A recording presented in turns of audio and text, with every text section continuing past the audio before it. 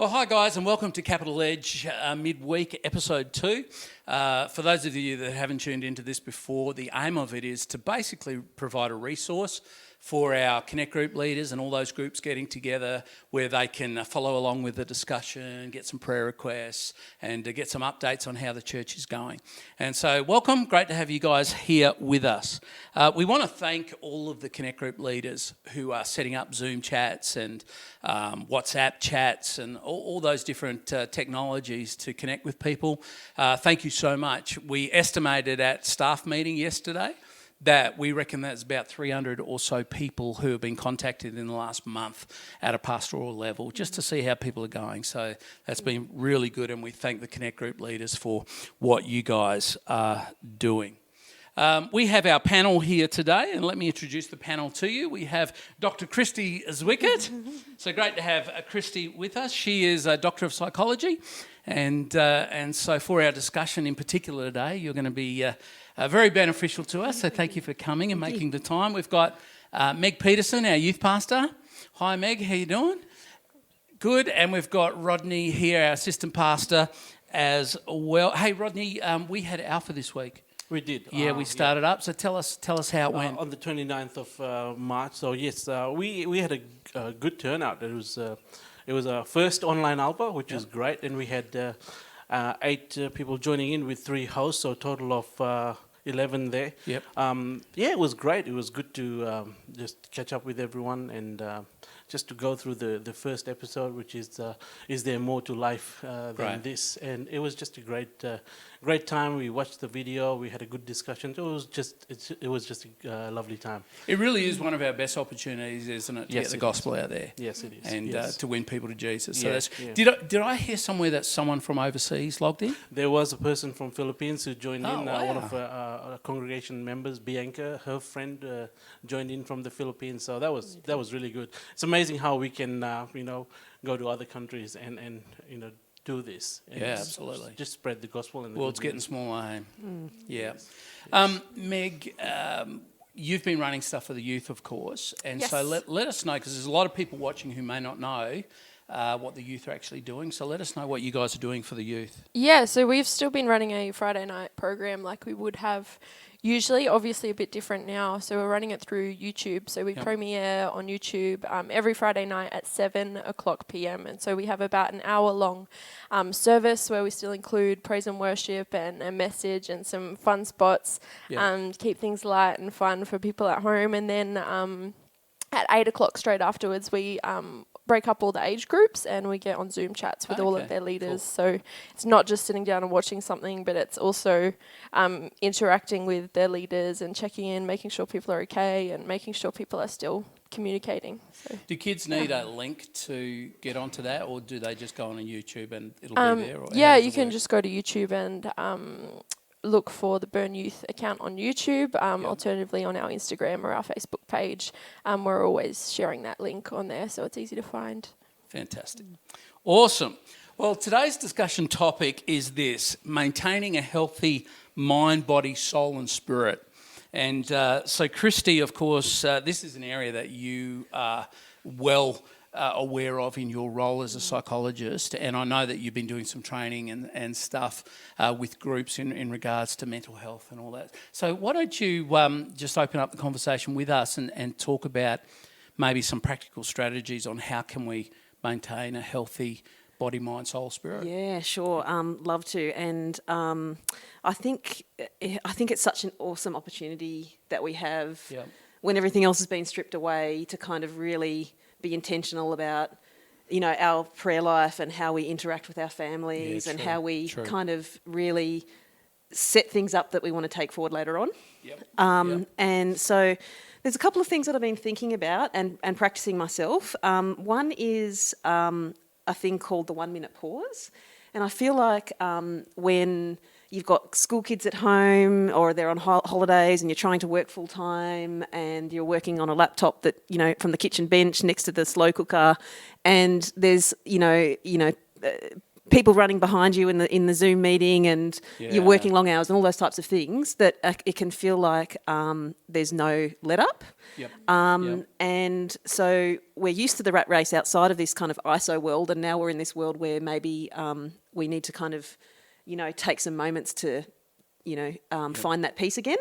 And I love that verse about in John that talks about peace be with you, and that's kind of like wholeness, quietness, rest.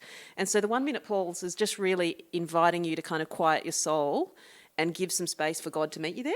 Yep. And it can be a prayer to Him, Lord, I give everything and everyone to you.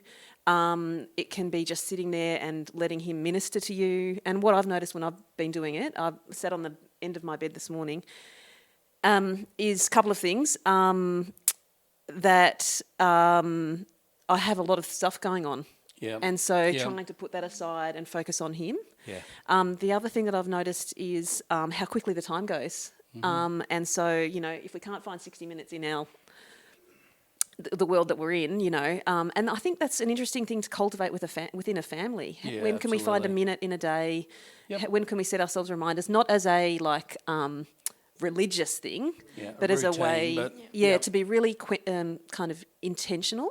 Yep. And Psalm 131 verse 2 says, I have calmed and quieted my soul. Yeah, that's good. And I that's like good. the bit about I have. I've got to, I have to be intentional about doing that. Yeah, that's good. So 1 minute is kind of the first thing that I've been trying to do. That's great. I know I was talking with a family, or we were talking about a family just yesterday as a staff, and they were saying that they're both working from home, they've got kids, and so one of them works in the morning for 4 hours while the other looks after the kids. Then they swap. The next one works 4 hours while the other looks after the kids, and then once the kids have gone to bed at night, they're then working for another 4 hours to make up their time. So that's a pretty full-on day. It's full on, isn't it? And so being able to take just that 1 minute and just to quiet yourself, get some space, and just silence, meditate, be still and know that I'm God. Yeah. Really important, hey? And it's that time where we don't want to despair, we want to focus our attention. And that thing about Psalm 27 verse 13 says, wait on the Lord. And then it says again, wait, I say, on the Lord. And he's kind of saying, hold on a minute, I've learned from this, the psalmist. We need to wait when things are, but that point that you make about the schedule of the family, I think is so interesting. And it makes me wonder, certainly I've been thinking for myself around how hard we are on ourselves and how we might need to show a bit more kindness towards ourselves. In the verses it talks about how He lavishes His kindness and grace on us. And I was thinking about that verse that says, love thy neighbour as thyself. And I think sometimes we get the bit about the neighbour, but if we loved others the way that we love ourselves, I don't think we'd have many friends. Yeah, that's true. And we put heaps of expectations on ourselves. And I wonder, so true. With the example that you've just given, how can we just, make sure that our expectations aren't too high and be grateful for I had a shower this morning. I cuddled my kid. I went for a walk around the block, just be grateful for the little things rather than feeling like we're failing. And I think this whole COVID-19 thing, the thing that's showing us is what really matters, which is incredible that that's the theme that we chose for this year, not knowing in advance what was going to happen. And I think it's helped everyone reevaluate what are the priorities of life.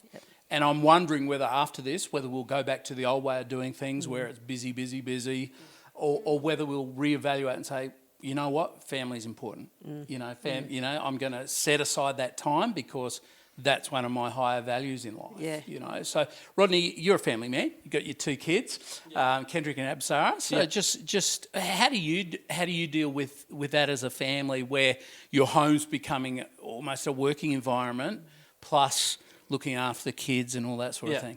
Take lots of break. I think I posted a couple of weeks ago with my kids playing Nerf guns with them, and so and then I put down there one of my the best thing about homeschooling is recess and lunch, because I get to get in with it and enjoy. So we take those breaks and just have fun together as a family. We'll involve Anushka as well, where she'll get a time to get involved as well. But we'll have lots of fun times. We'll just play around, goof around, and have fun together.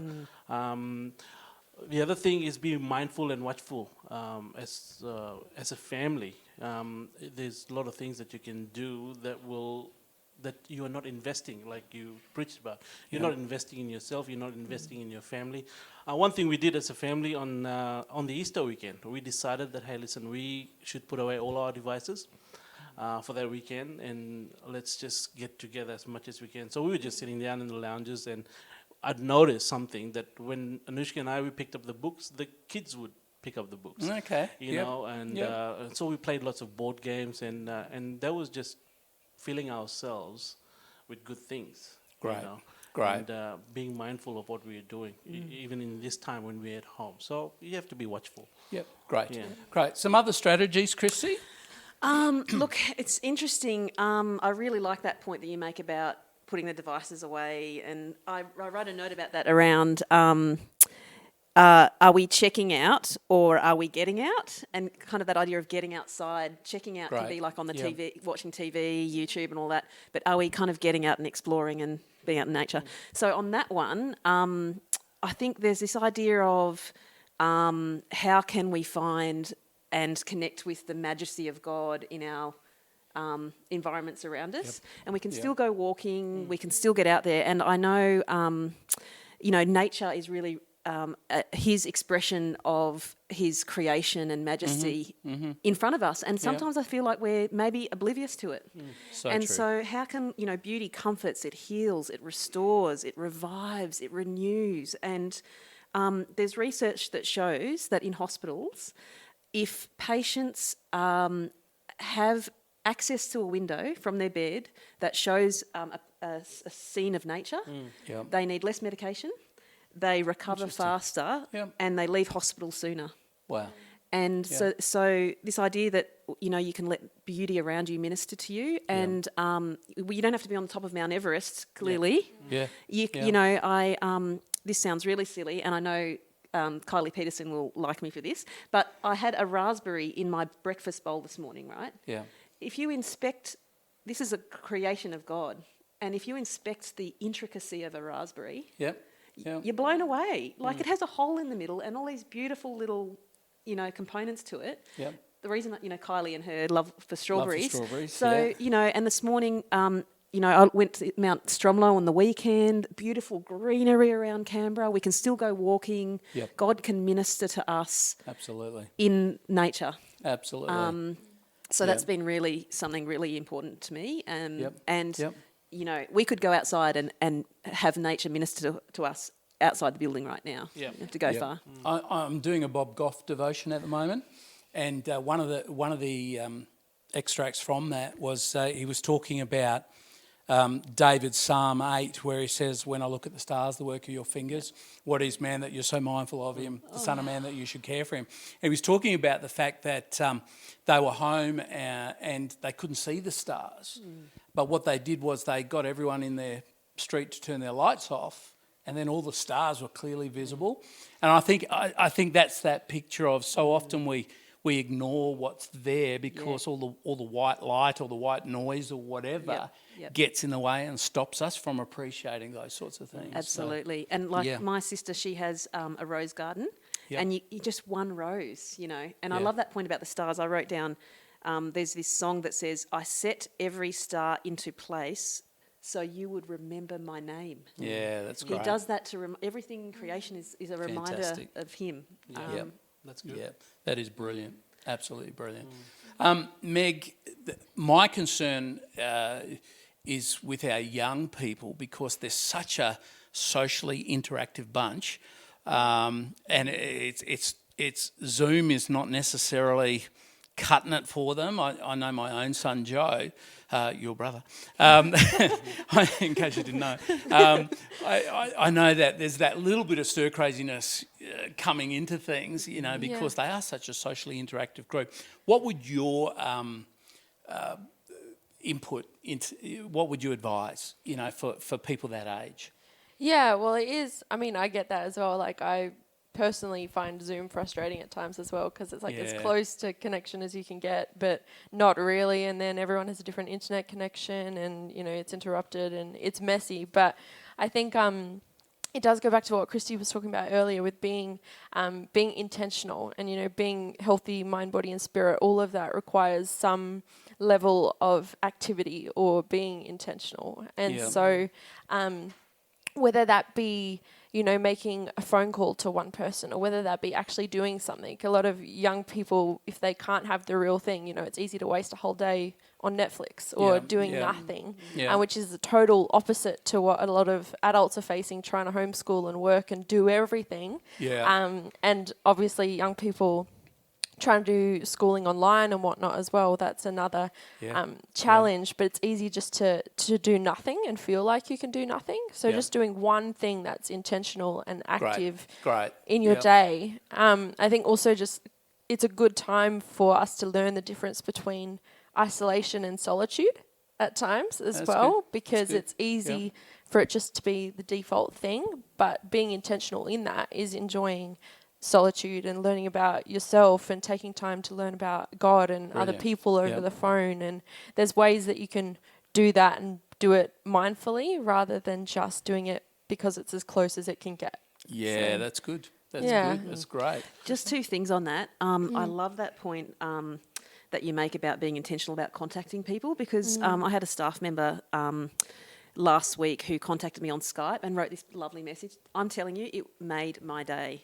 So the other thing about that is that when they reach out, they're not only kind of making that social connection for them, but the person on the other end of it is like benefiting from that as well. It's reciprocated, you know. If you make the effort at making someone else feel loved and valued and looked after, often it comes back and you both leave feeling like, you know, something good has happened in your day. So true. There's something about encouragement, you know, that gets people. It does get the people you're sending the encouragement to via text message or, you know, or WhatsApp or whatever it may be.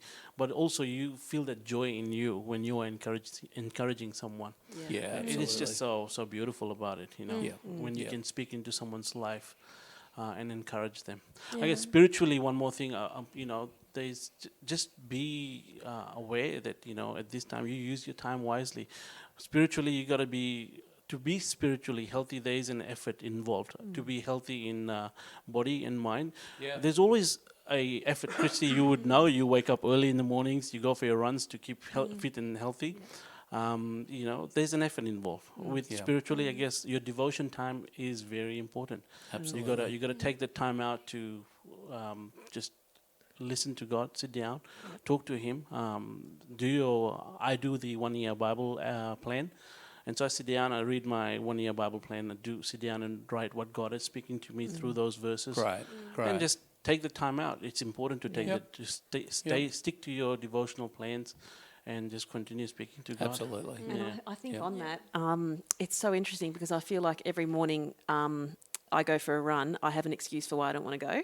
And, you know, I've got to meet up with someone else, so that's the only reason I drag myself out of bed. But I think then I really enjoy it because I'm out in nature and all the rest of it. And I wonder, we can't let those thoughts about, oh my gosh, I don't want to kind of, like if you feel like you don't want to engage in your morning reading or listening to a worship song and writing down, journaling, whatever it is, the benefit doesn't come until you've engaged in it. So we've got to kind of just be okay with the fact that we might not feel like doing it. You've got to move through that and don't allow that to be the thing that prevents you from doing it.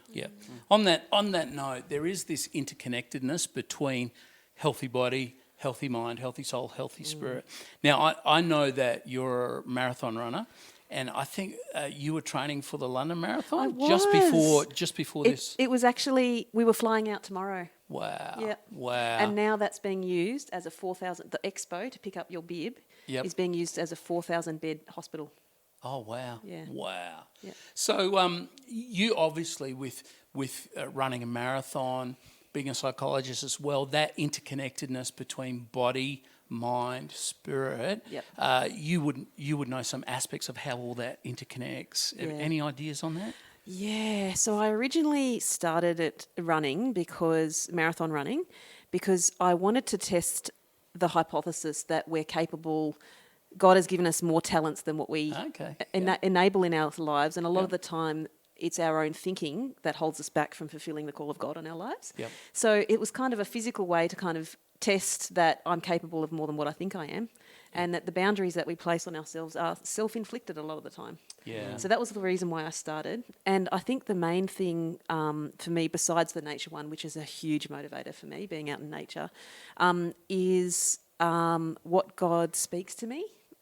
So there's no other setting in my life where he uses analogies to convey his word to me. Wow. Except for when I'm running. That's cool. So, you know, an example would be I'm running down a hill, it's kind of dusk, I see something, I'm fearful of it, I get closer to it, and it's like an old grey trunk of it. So I thought it was some kind of like random creature, you know, bird or what, you know, something that was going to come out at me. And what I felt like he was saying to me, and I write these things down, is that we're fearful of things and we need to kind of approach and trust him and have faith. Great. And when we get closer to things that we're fearful of and we step into that with faith, the things turn out. Yep. Yep. And so I think he helps to talk to me in those times. Yeah. Yeah, that's great. Fantastic. Well, I think one of the greatest keys is just keeping your sense of humour during this. And we've had lots of laughs around the staff here, and obviously keeping our distances and all those sorts of things that we've got to do, but we've had lots of laughs. And I think just not taking things too seriously and just enjoying life. And so with that, I want you guys to have a look at this clip that's coming up from some of the people in our church. But Andrew, I'm sorry, you've had several questions. Andrew, I'm sorry. Andrew, I know, but you don't run the press conference, okay? So I'm going to go to other questions of members of the group. Catherine hasn't had a question. I'm happy to return to you, but let's just keep it civil. Why do you keep calling this the Chinese virus? It says ethnicity does not cause the virus. Why do you keep using this? A lot of people say it's racist. It's not racist at all, no, not at all. It comes from China.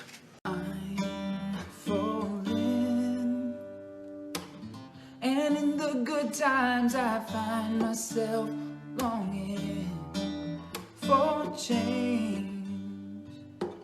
And in the bad times I fear myself.